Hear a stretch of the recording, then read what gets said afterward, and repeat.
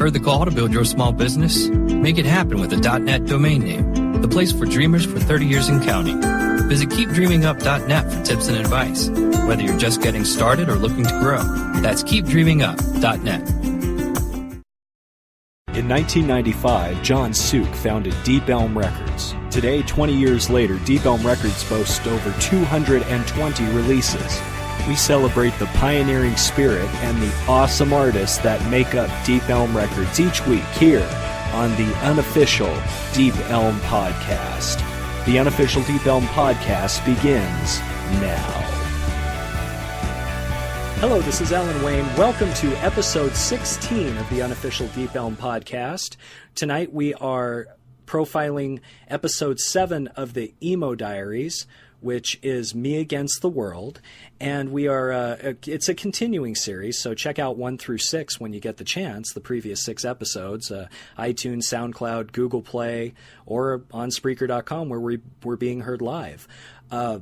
Chapter 7 was especially poignant because it was the first Emo Diaries released after September 11th, and it had a noticeably darker tone, but tonight we have, and I am so excited to say this, from Washed Up Emo, we have Tom, who is also a member of Halifax Code, who put out a song on Chapter 7 of the Emo Diaries. Tom, how are you, sir?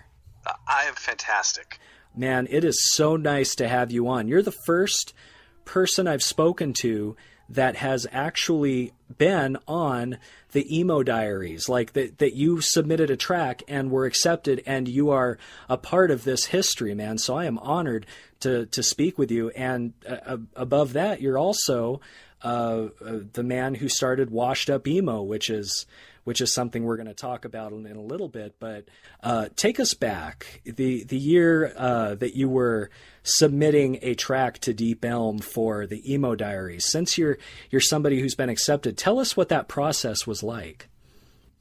Well, I had met the Deep Elm folks in college. I went to school in North Carolina, and I was working at the radio station, and I was into punk rock and independent music. I had a hardcore metal show. I was also into emo, late 90s. That was sort of the heyday at the moment, and I was super into it, and met Deep Elm Records, and they started sending all the records. And if it was from the first record, Camber, to anything along from 97 on, we were getting those records, and I was playing them. I was talking about the bands. I was going to see them, and so really great relationship with those folks over there, and kind of stayed in touch. When I moved to New York in 2000, I had a job doing radio at a small independent label, and I moved into this apartment soon after I started working, maybe 6 months. So I moved in, and a friend had said, hey, a friend of his had a band, and they need another guitar player. And this was still in the age of tapes. And so the friend had dropped off a couple songs and said, hey, learn these 2 songs. We're going to go practice them. And one of the songs was this song that ended up being on Chapter 7, called Karate Mansions. And when I heard it, I flipped out. It was an amazing song, beautifully written, and it was something that I was so excited to be a part of. And so, again, using my connections and using people that I had met in college and said, wow, this would be amazing for in Emo Diaries, I sent it, and it was sort of it was actually I actually had an interesting moment, and maybe we can get into it, but I remember sitting at my desk, and I had sent the tape or CD or however I sent it to them, and I remember hearing back from Chuck at Deep Elm and him saying, this is really cool, or maybe it was from John. I forget what the letter they were like, they really like this. And it was sort of a question of, are you going to do this full time? Because we're interested in more. And Whoa. So there was this kind of a, wow, like, do I quit my job and do the band, or do I keep my job and do the band on the side? And at that point, the band was new, and very few shows. We were just kind of practicing, and at that time, it was sort of a great start to realizing that people really liked the band and the song, to hear something back. And of course, me already having the 6 chapters before and thinking that I would be included was something pretty amazing as a fan and someone around in the early 2000s. Wow. Yeah, that is something. I mean, and you said you owned each of the 6 chapters before that. Yeah, of course. I mean, again, I was working in college radio, so either I had gotten them from Chuck or I had purchased them at a record store. You know, I knew of those. I knew of the bands. I knew what it entailed. I knew enough about it where I was able to speak with, you know, either the Deep Elm guys or anybody about that sort of era and what was happening, which was really exciting. And so to be able to have them say, hey, of all the stuff we heard, we like what we heard and we want to keep talking, was something really, really cool. Wow. And so you're saying that they wanted to possibly sign Halifax Code onto the label? I mean, it was really early kind of things. It was nothing more than a 5-second phone conversation, but it was a, hey, so what's going on? Because they liked the song. It was fantastic. It didn't go any further. You know, the band itself, there was another compilation song, which was on this like local DC skateboarding compilation from another song that Halifax Code had. And then there was a third song that's never been heard that I've played for people. That's like one of my favorite songs I've ever been a part of. So again, at that point, it wasn't as easy to record yourself or to put yourself up on a Bandcamp account. So yeah, there's a lot of stuff lost. But Halifax Code ended up turning into a band called Robbers on High Street. Now, Robbers on High Street were more indie, more from like the New York City Strokes era kind of stuff. And Ben Trokin, the lead singer, guitar player, main writer for Halifax Code into Robbers on High Street, an amazing writer, amazing musician. And I think, again, with everybody kind of growing up, he was sort of getting into more different music. And again, it wasn't really in this vein. And so I left the band, and then, you know, the Robbers on High Street sort of had a lot of records in those early 2000s. Gotcha. But again, the lineage of it, he was a hardcore kid, Ben was, the drummer, you know, knew about that scene, was super into it. So it was a cool mix. But again, the choice for me to stick to the industry is what I did. I was like, love being in a band, but I want to have a stable job. And that's sort of the kind of path that I took versus being in a band and sort of trying to make it. But this moment in time, I remember getting the 60 CDs sent to me from them to the apartment in Astoria, Queens. And I remember them just sitting there on the stoop and picking it up and being like, wow, we're on here and our name's in here. And what was really cool is, you know, Time Spent Driving, which is track 2 on the record. Yeah. I ended up talking to those dudes and meeting them over the years. The other band, Drive Till Morning, which was after us in the sequence, I really liked that song. He reached out to us. It might even have been a freaking letter that we got. Not even an email. It might have been a letter back then that he was like, hey, you're in New York. We're in New York. We should play shows. And so what happened was I actually had a solo career called Turn the Knife, and you can find it on Spotify. But I would play shows with this guy Francis from Drive Till Morning.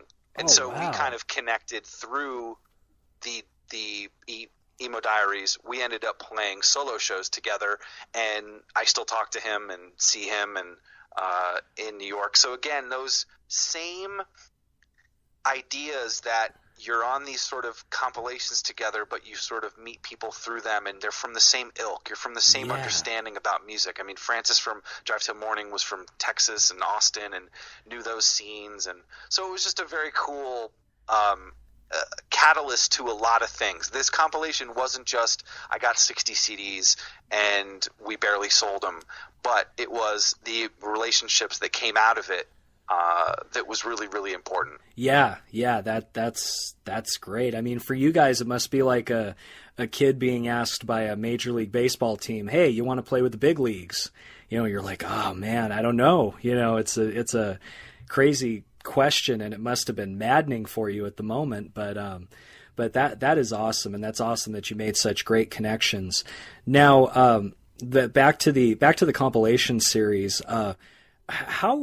How cool of an idea was this, and how far ahead of the curve was Deep Elm? I mean, I'm just starting to find out more about Deep Elm, but it sounds like, I mean, you've lived it. So when the Emo Diaries first came out, what was your thought? What was the buzz? What was going on in your mind? And what did you think of this?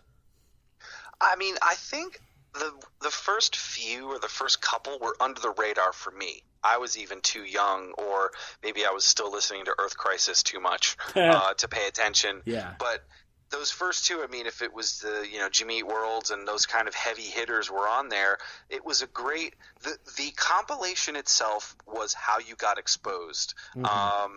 And it was like the Thrasher Skate videos. It was getting a review in Maximum Rock and Roll. Those things were what today is a Pitchfork review, an NPR listen, anything you guys can think of. If those are what those equivalences or those. This is what it was equivalent to. Yes. So the compilation was a big deal, and there was obviously the Crank release. Don't Forget to Breathe. That was another monumental compilation. Yeah. And in the Emo Diaries itself, that was, again, another one that was – it's especially by 7, it was known as these were sort of the up-and-coming bands, and these are places that you can find what's happening. Now, today, it's everywhere. It's around wherever you are. But at that point, at that time period, it was still very important, and I think a huge – I mean, there's random people that will hit me up and say, I had that compilation forever, and I've been listening to that song. I can't believe you were in that band. And it's something that's stuck around for a lot of people. Yeah. And I mean, the way I discovered it was on Deep Elm Records. When I started the podcast, I was like, wow, the Emo Diaries looks pretty good. And a couple people I talked to said that this was a phenomenon, and I had no idea. So I'm kind of going back in time and finding out how really phenomenal this series was. Now, Chapter 7, you've listened to the whole thing. Obviously, you've interacted with members of the or people who were on the compilation. Chapter 7 had a different feel because of 9/11. And I feel that comes through. What's your opinion on that as far as the feel of Chapter 7? Did you think it was fairly melancholy, or did you feel it was rather appropriate, or what were your feelings on the disc as a whole? I actually haven't ever thought about that. I didn't, and not to just to disagree, but I never thought about that. I mean, I know the release date was March of 2012. I was in New York on 9/11. I went to work that day. I worked downtown, not that far downtown, but worked in the Village. Wow. It was a crazy day. Wow. I didn't go through nearly enough that anyone else did that lost somebody. So Yeah. I'm completely, there's no sympathy, but I was there, and I don't really remember this being that way. If other people took it that way, that's really cool, and maybe there's something that they took from it. But for me personally, no, it was, sort of the moving on, and sure, it had the Lady Liberty on the cover, but I actually never really thought about it that way. Yeah, the reason I got that impression, and I didn't really see it as telling a story of tragedy or loss, but I did I did see Lady Liberty. I thought, well, this was a correlation because John was a New Yorker, and I'm sure he felt he worked in the financial sector, so I'm pretty sure that he had walked into One World Trade Center numerous times to do various types of business, and it must have just knocked him over. But yeah, when I was reading the reviews, it was more in the reviews talking about how this disc was made after September 11th and how it represented something different. But it could be the fact that maybe the Emo Diaries didn't change, but the world did. You know what I mean? Like the world changed, and people's ideas about the Emo Diaries kind of changed, or people's coloring of what it was kind of changed. So, well, you were in Halifax Code, you had this song, and you were doing industry work and everything else, and you say you get hit up about it from time to time. And then in 2007, you, if I get this correctly, we were talking off air, in 2007, you decided to start Washed Up Emo. So how did that come about? Yes. How did that come about? I was insanely frustrated. Yeah, I was insanely frustrated. There was a lot of really, I would say, bands and things that were happening at the moment that weren't really what I remembered the word emo to be, and I needed some outlet. I was working at Equal Vision Records at the time, which is a punk hardcore label, and I had a lot of time, and I was done, playing video games, and decided to sort of start this site. And again, it was very, very basic, and it was a lot of commentary on what was going on and how the word was being misappropriated for whatever the time period. And I was trying to get people to remember Sunny Day Real Estate, remember Elliott, remember Mineral, and to think back. Yes, you can easily pull those songs up now.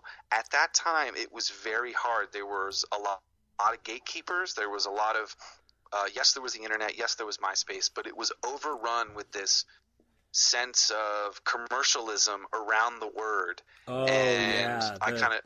Yeah. And so I kind of joke about it being, pre-Bleed American, post-Bleed American, and not blaming them, but sort of that was the watershed moment. So again, by 2007, it was very, very bad.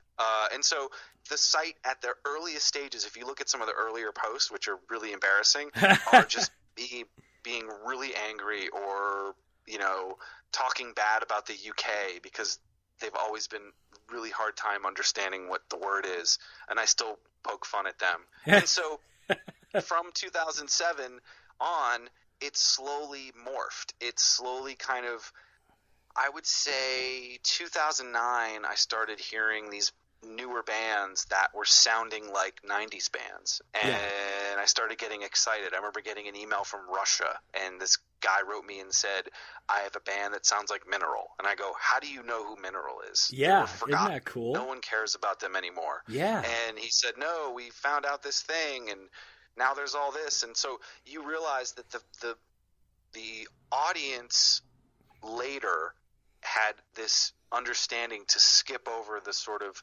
gloss and gleam of that MTV Top 40 era and look back and realize that there was this really special thing happening. So I would say 2009, 2010, it really started to turn a little bit better, and I started hearing about, if it was the Philly scene with Algernon, called Wallader, or Snowing. There was just all these sort of independent punk bands and labels like Top Shelf, Count Your Lucky Stars, just coming out of the woodwork, and I go, this is amazing.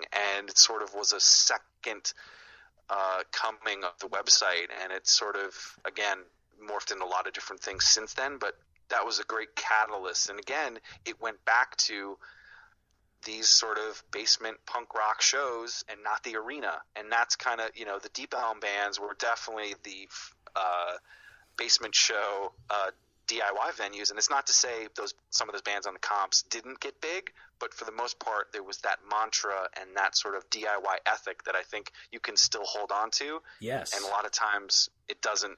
A lot of the mid-2000s band, it kind of got derivative.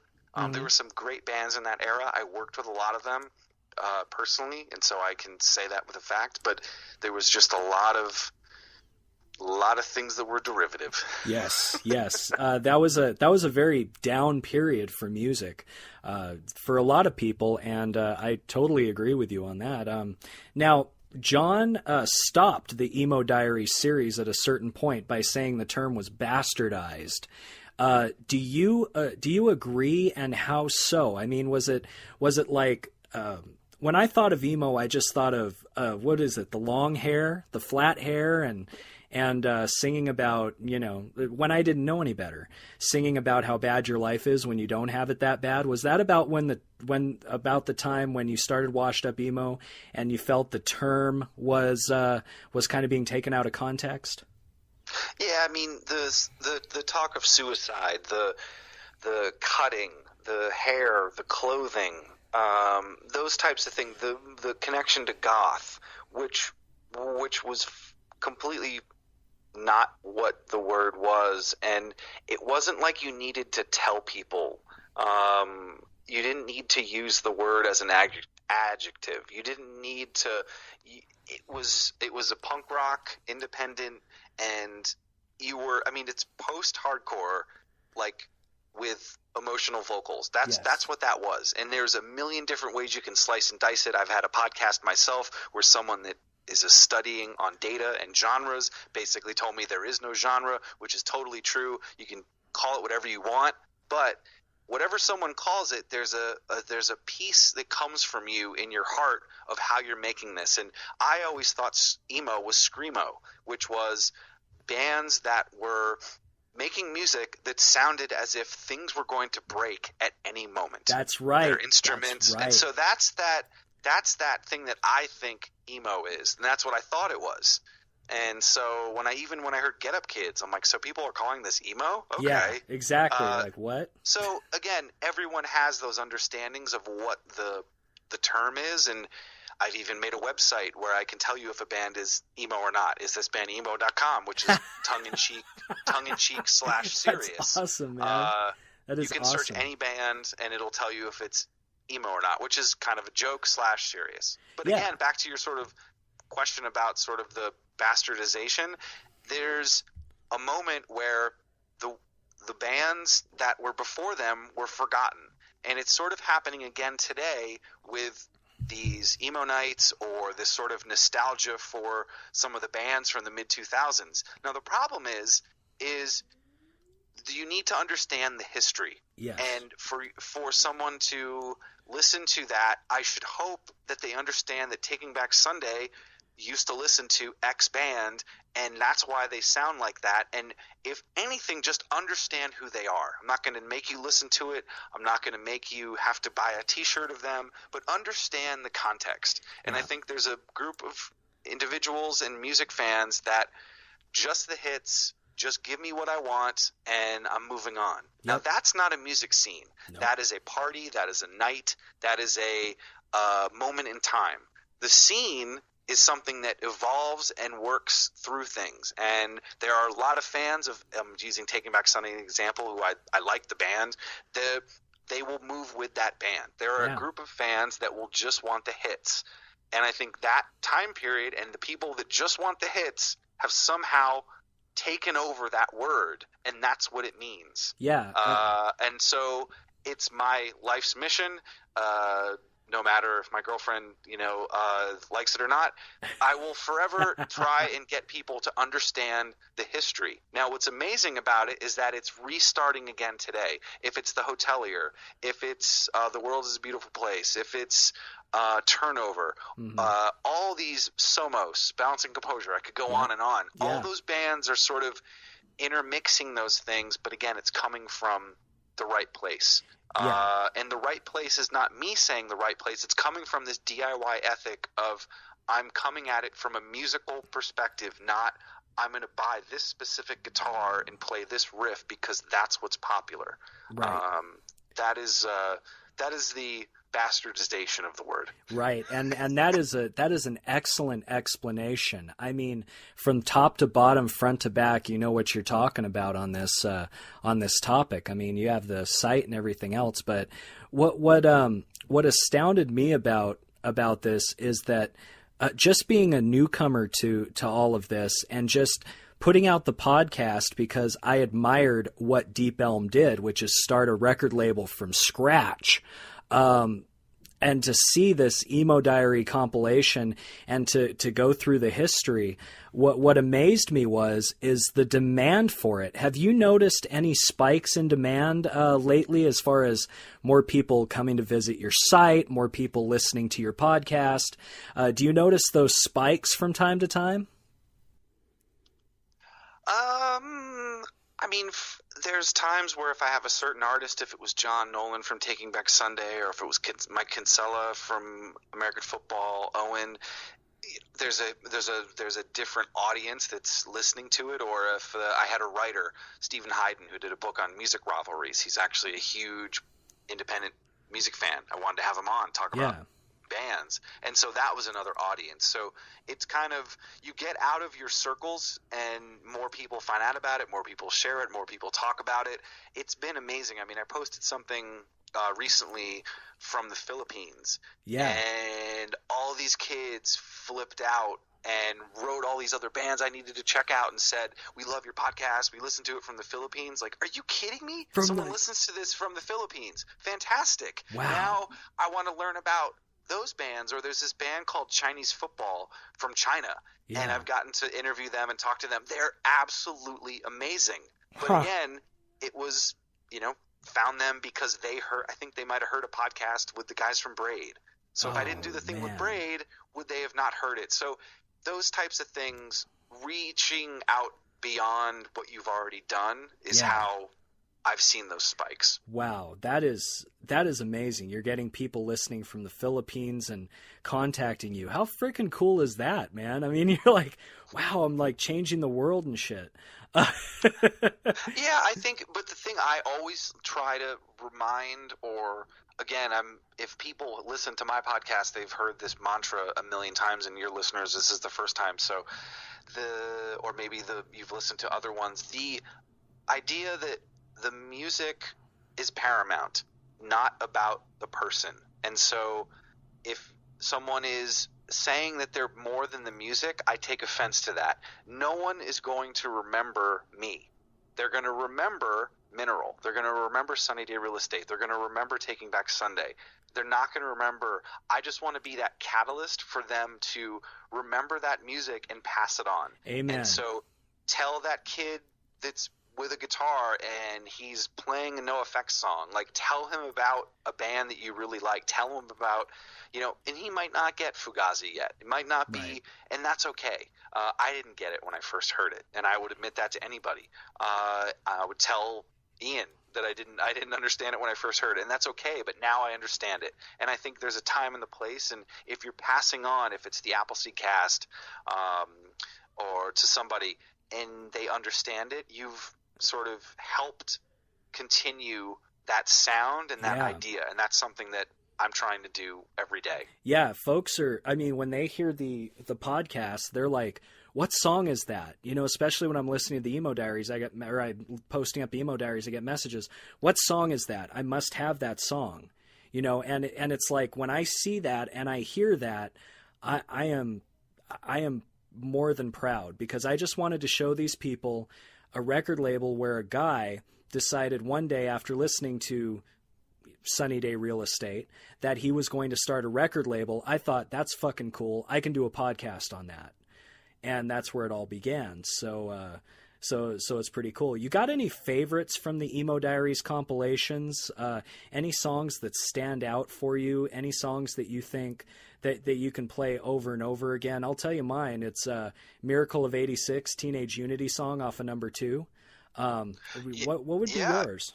Kevin Devine is Kevin and I used to play shows together. Kevin Devine is the shit. I've read up on what he does. He's the shit. Yeah, Kevin and I played a ton of shows together when he was solo stuff, and I was doing that, like I said, Turn the Knife. That was the solo record.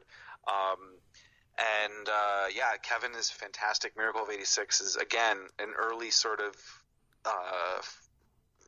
I would say, early band in that scene, and definitely one to sort of come out of it. I mean, Jimmy Eat World, I love the song. Appleseed Cast, I've mentioned. Further, Seems Forever, that was a big thing for them. The Movie Life, that was a big deal at the time for them. Planes Was Taken for Stars. Yep. So I think those were some of my favorites. And again, on Chapter 7, Time Spent Driving song, the Drive Till Morning song, Engine Roars Me to Sleep. Yep. Those are probably, if I had to pick, those are my favorites. Yeah. So, man, it's 2016, and here we are talking about emo from 2002. You ever find it funny that there's like when you're talking to people, that emotional response that you get from people when you discuss the music of that time? Do you feel it's nostalgia, or do you feel like we've been talking about that there is really something there and it's truly a special thing? There was a different time because the internet was sort of just forming. Yeah. I talk about that a lot on the podcast, that there are a lot of things that are now, even 5 or 6 years ago, was still crazy. So the internet was a big part, and I think that generation and that time had it.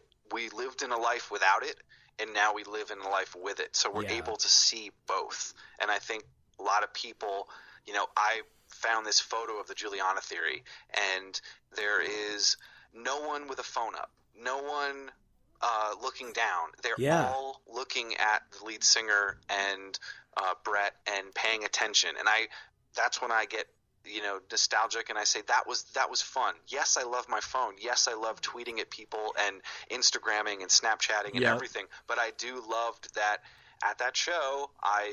Yes, I was just as awkward. I had horrible clothing choices. I probably was nervous to talk to anybody. I bought a T-shirt and left. Maybe I would have met someone if we all checked in on Foursquare. Whatever the case is, I was at least paying attention for the music and organically met somebody. And I think the connections you make, like me streaming a song on Chapter 7, isn't going to mean as much as if I have it in my possession. And I think that's also that other part of you're holding something, you've spent time with it. I mean, I listen to every track on the record. It's not like I listened to one song and then it went to a different song on a playlist, or it was Pandora and it was on kind of shuffle. So that feeling of the holding it and being a part of it was another big deal.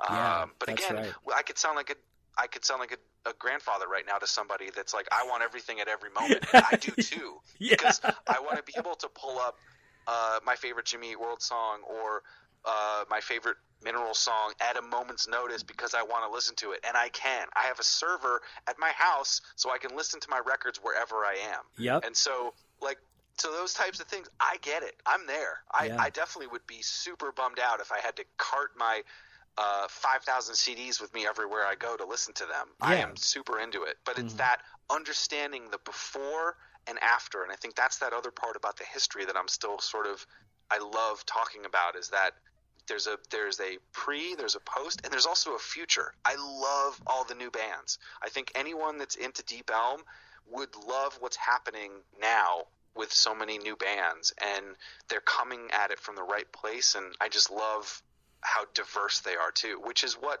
the Emo Diaries were too. It wasn't like they all sounded the same. That was another thing great, and that's what the bands are doing today.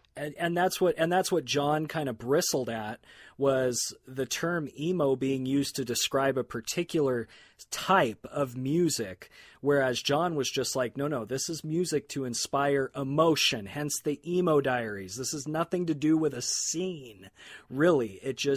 It inspires emotion. So I think he kind of bristled at the idea that there was even a commercialization, and that's why he stopped for a while. Hey, I got a crazy idea, Tom. Do you think that if I started a Kickstarter tomorrow to press the Emo Diaries on vinyl, do you think there'd be a demand for that? It's hard to say. My marketing head, because of my background in the music stuff, it'd be tough. It would be tough. I don't know about Chapter 7. I don't have any weight anymore. But I think one might do it, 2 might do it, 3. But after that, I'm not really sure I don't know if it would. Well, a lot of those songs have been available other places and been able to, like, if there was songs that still hadn't been streamed or things like that, I can see that. But I'm not going to discourage you. I would totally buy them if they were released. But I don't know. It seems like as the years go on, certain bands get left to the wayside and certain bands move on. And some of these, I think it would be too niche. But I could be proven wrong, which many times it happens. Hey, I've been told that I've been told this whole podcast is too niche. Deep Elm Records. Why are you doing a podcast on Deep Elm Records? Who told you that? Actually, my mentor in school, he said, "Why are you doing a podcast on independent record label? What's wrong with you?" And I'm like, well, that guy's crazy. I said, that's exactly the draw. There are people out there who are fanatic about Deep Elm. Fanatic. Yeah, no, that's, yeah, if anyone out there is listening, and I'm sure you took the same mantra, like, you just do it and you don't listen to anybody. Right. But when it involves vinyl and shipping and thousands of dollars in one way, meaning, vinyl is a one-way ship, meaning when a vinyl record when a CD goes to a store, they can actually return it. Yeah. But vinyl is a one-way sale. That's there's right. like a bigger risk. So they take less vinyl. Stores do. So there's a bigger risk. But if you do take that risk, I will support with the first three. I'm trying to remember four. I can't remember. 4 was An Ocean of Doubt. But which one was it? An Ocean of Doubt. Oh, actually, I liked 4. Yeah. So again, as it gets further down the line, I think there's going to be less interest. I think the first, let's say 4 or 5, perfect. Yeah. Definitely ripe for vinyl. Yeah, Chapter 2 actually gets the most plays. Whenever I check my statistics on plays, Chapter 2, when I've done this before, and when I did it before, I used to do research on all of the bands, and I used to give snippets of their history and where they were during that day. It was a 3-hour podcast, man. It was a long podcast, but I used to do, and it exhausted the hell out of me, because some of these bands, they went underground and they haven't seen the light of day in 15 years. But but when I did them the first time and now, the one chapter that gets the most spins is Chapter 2. Then maybe I would start there. Yeah, again, Chapter 2. I would start at Chapter 2 and then see how that does and keep going. Yeah, no, I agree. I think there's definitely bands and people gravitate to, but again, it goes back to that sort of point I said earlier about getting that wider circle and finding those people in it. And I don't think Deep Elm is too niche. I think there's a fantastic history that's being told, and yes, I think there's also a level of expectations. I'm not interviewing huge stars that are gonna, it's not a Bieber, it's not a top 40 radio type thing. So managing expectations too is also something there's only so much weight that Halifax Code has, which is less than 0. So I wouldn't say that. You made it onto a Deep Elm compilation. That's really today. good. I meant today, meaning gotcha. If you said to 100 people, what's Halifax Code, unless you met my 10 friends that I've told them about this, there would you would have a tough time finding somebody. Or they would talk about the real story of Halifax Code, which is about province in Canada. Right. But that is a history lesson, not a music lesson. Exactly. Well, my friend, before we depart, I would like you to tell the folks where they can hear your podcast, promote the heck out of your website, do what you do, man. So since about 2007, I've been doing a website called washedupemo.com. It documents the music from the, I would say, late 80s, early 90s through today. And I do another website called isthisbandemo.com, which you can put in any band and it will tell you if a band is emo or not. And the last thing, we've been DJing in New York City for the last 5+ years, which is 4 years longer than most nights that are happening right now. We play every era, every band, and we play every request. So that's been really fun to do for the last 5 years. And that is Emo Night New York City. And so the website and then the podcast, I'm editing episode 70 as we speak, and there are interviews from the new bands to the old bands to writers, anyone in the independent scene that has a connection to this music. I like to have them on, and hopefully you enjoy, and you can listen to that on iTunes, anywhere. Google, and easy website to remember is either washedupemo.com or itunes.com/washedupemo. And if you reference Halifax code and you say that you've listened to them at any point when you reach out to me, that gets extra special service. Yeah, like an interview on your own podcast, right? Yeah, right. Yeah, so crazy. Hey, Tom, I'd like to thank you for coming on, man. This has been my pleasure. This is a landmark moment for me because it's my first artist who has actually been on the Emo Diaries that I've had the opportunity to interview. And right now we're going to hear from Halifax Code. That's right. We're going to play Karate Mansions from episode 16 of the Unofficial Deep Elm Podcast, Chapter 7. What is the name of that chapter again, sir? Me against the world. I don't know why I can't. I see Lady Liberty and I just can't. Chapter 7, Me Against the World, here on the Unofficial Deep Elm Podcast. Thank you, Tom, from the Halifax Code, for appearing. You are listening to the Unofficial Deep Elm Podcast, available on iTunes, SoundCloud, and recorded live every Saturday night, only on Spreaker.com.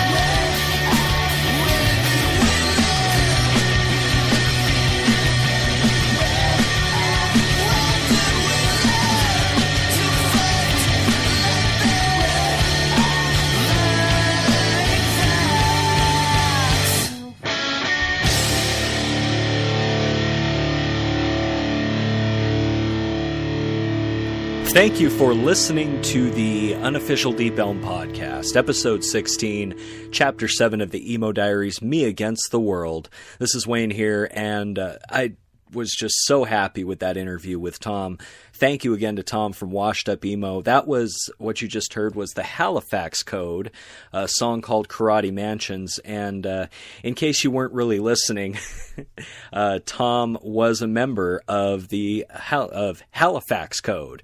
I keep wanting to say the Halifax Code, but tonight we are featuring chapter 7 of the Emo Diaries, which was put together right after September 11th and has a picture of Lady Liberty on the front, a picture of a man huddled in the corner in fear on the interior cover art. So it is quite a stirring chapter. All of the chapters have this emotional tie to them, but this one was necessarily poignant, and I brought that point up with Tom and we discussed it a little bit. But it just, the world changed after September 11th, and so did the Emo Diaries. The Emo Diaries went through quite a few changes, including a hiatus of sorts. Not after chapter 7, but a little later down the road, John from Deep Elm stopped producing the Emo Diaries. I think it was after 10, but then he came back with 2 more chapters, 11 and 12. So this is a very special show, not only because I just had the chance to interview Tom from washedupemo.com and Halifax Code, but because this is a particularly interesting chapter. So let's get into the reviews here. Emo Diaries Chapter 7, Me Against the World, warrants itself to be one of the best comps Deep Elm has put together. Offering up some must-listens, this beautiful mess's funky, jazzy bend on emo and standout Drive Till Morning solo acoustic alt-country trip make this chapter a much more than worthwhile listen. In particular, though, One Starving Day's completely amazing 10-minute, beautifully destructive dirge might actually be the best here. This is intensity, this is emo, and quite frankly, this is the most devastating thing Deep Elm has put on an Emo Diaries comp yet. The rest of the material presented here is cream of the crop as well. Not a bad track to be heard, and it's the more diverse take on sounds here that makes Chapter 7 easily one of the best. That was from Delusions of Adequacy. Another review says, quote, nestled within the Emo Diaries Chapter 7, Me Against the World, are some powerful songs, revealing that Deep Elm is still committed to releasing inspiring material from worldly talent. Tabula Rasa, who you'll be hearing next, starts off brimming with strife, pitting distorted riffs against brittle vocals with great success. Water Pistol alternates between poised guitar drama and a full frontal assault, pummeling your ears with its angular rock. On the other side of the spectrum, Drive Till Morning, which you will hear from later here, hands the helm to acoustic guitar and heart-stricken vocals. Deep Elm has carefully selected these bands to push the envelope in new directions. With bitter math rock and folksy songsmiths littering the compilation, this latest installment of the Emo Diaries does exactly what any good compilation should: introduces a listener to a variety of fresh and unheralded talent. Here's to another successful venture, exposing bands you'll surely hear more about soon. That is from a publication called Splendid. So, as usual, quite high praise for the Emo Diaries chapters. The strike here is that, what I mean by strike is that the culmination of everything that came together. Maybe strike wasn't a word, but I mean, this is July 4th weekend that this is being recorded, a weekend that we celebrate America, we celebrate the country, we celebrate the freedoms that we are afforded, we celebrate everything about America. It's basically America's birthday. This year marks 240 years in existence. So the timing of this chapter, the interview with Tom, just leads me to believe that this is truly, truly a blessed and special episode. Up next, you'll be hearing from tabula rasa, which means clean or blank slate. Tabula rasa is a term that people used back in the beginnings of psychology when talking about how humans developed over time. Were they born good, as Holmes thought? Were they born, or actually that was not Holmes, that was, were they born good like John Locke thought? Or were they born bad like Thomas Holmes said? There were two different people who came up with varying theories. And then there was the theory of the tabula rasa, which is the blank slate, a theory that many in psychology at the time did subscribe to, that you are born to this world without any predisposition. You are a product of your environment. So, tabula rasa, not just a cool sounding name, but quite a bit behind it. This song is called The Effects That Try, and this is a song that opens up Chapter 7 of the Emo Diaries, Me Against the World. You are listening to the unofficial Deep Elm podcast, available on iTunes, SoundCloud, and recorded live every Saturday night, only on Spreaker.com.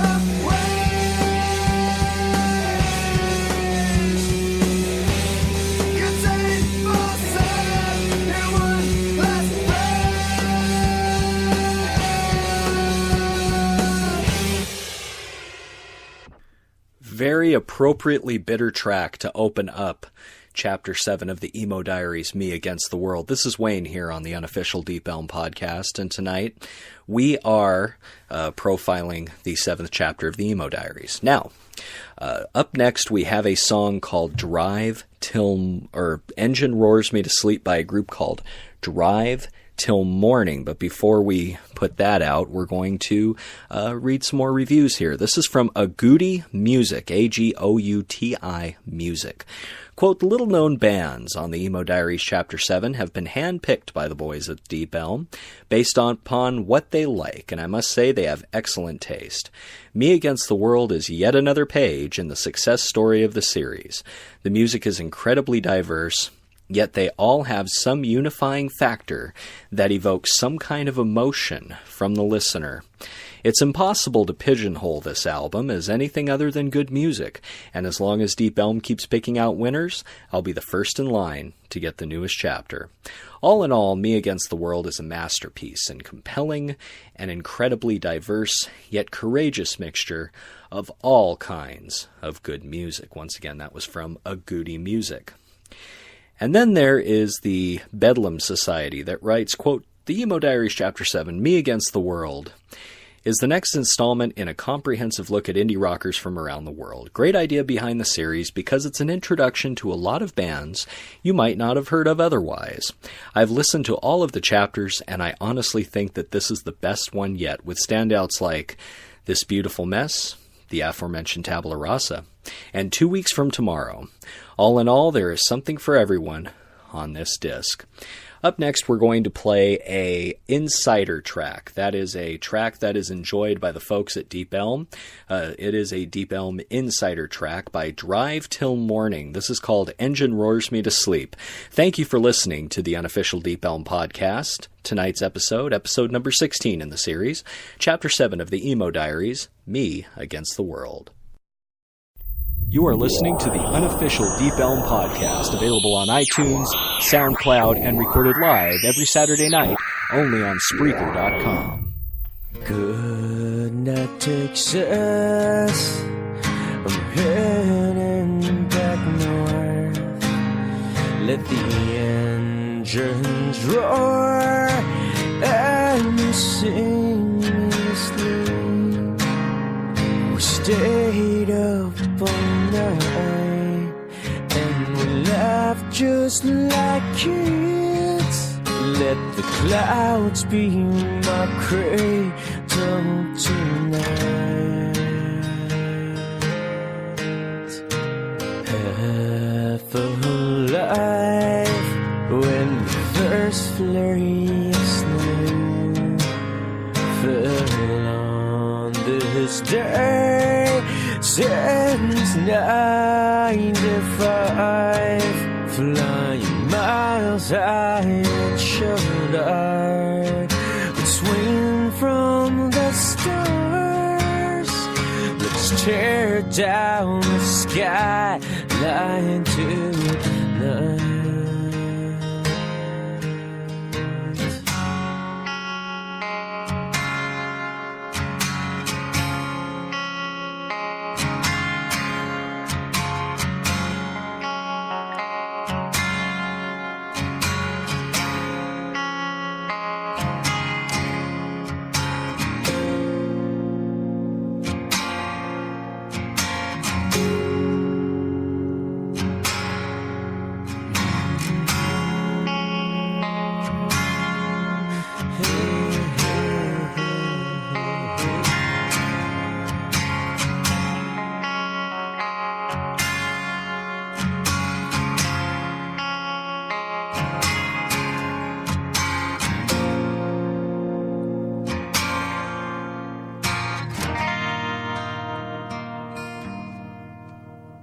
My hand on your shoulder, your heart in my hands.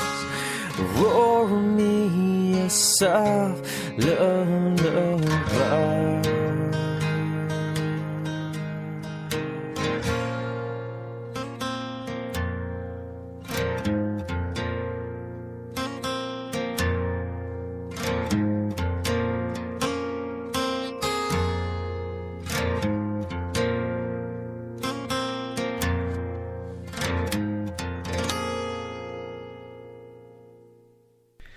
achingly beautiful, simple, and just another stirring piece of music released by Deep Elm Records. Here on the unofficial Deep Elm podcast, you just heard Drive Till Morning, Engine Roars Me to Sleep. This is episode 16, and tonight we are profiling chapter 7 of the Emo Diaries, Me Against the World.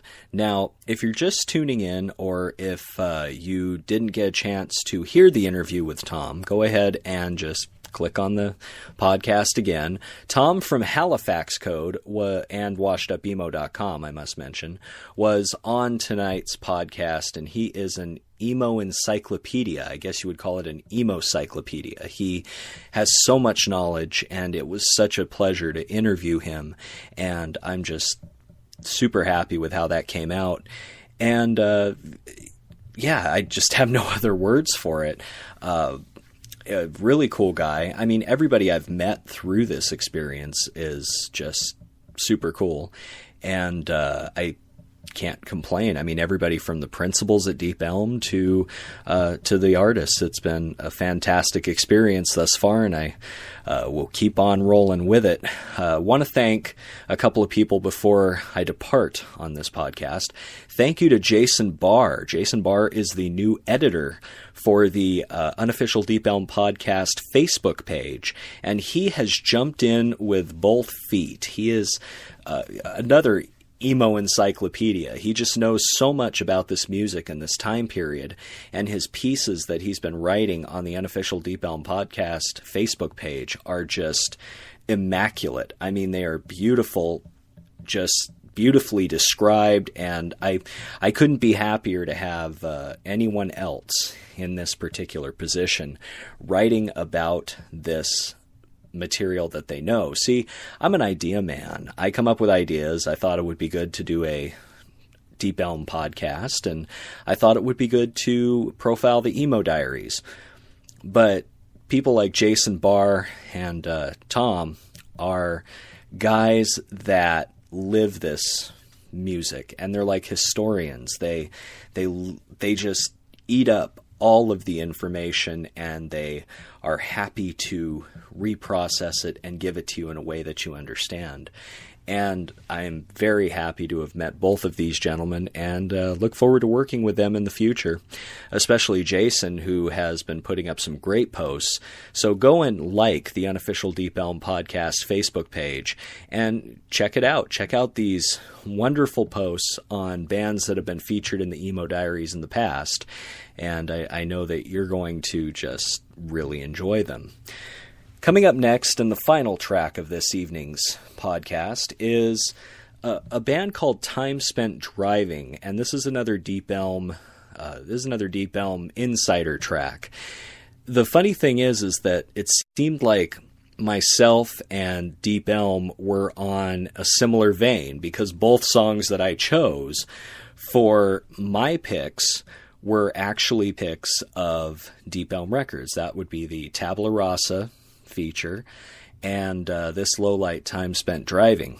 The track that you heard previously called Engine Roars Me to Sleep was actually another Deep Elm Insider track, but it wasn't, I guess you could say it wasn't the same people, it was another person, but they said they really dug that track, and I put it up.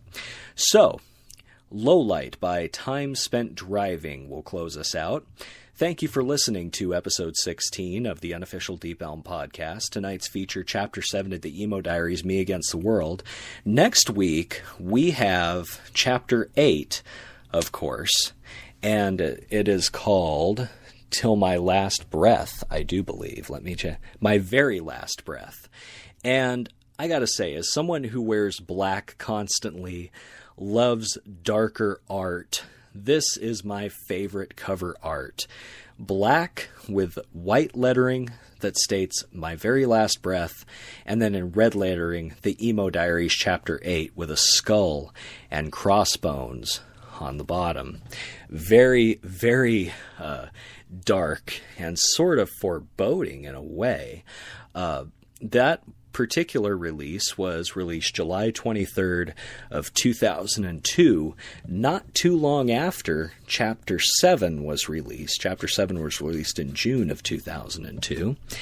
And we're going to be, well, I'm going to be listening to this religiously as I do every Emo Diaries selection to make sure that I give you some really good tracks. And I'm also going to hit up the folks at Deep Elm and see what they think of some of these tracks here. So, for all of us here at the unofficial Deep Elm podcast, thanks to Jason, I can use the plural. This is Wayne. I appreciate you listening, and here is Time Spent Driving with the track Lowlight, closing out episode 16, profiling Chapter 7 of the Emo Diaries, Me Against the World. You are listening to the unofficial Deep Elm podcast, available on iTunes, SoundCloud, and recorded live every Saturday night, only on Spreaker.com.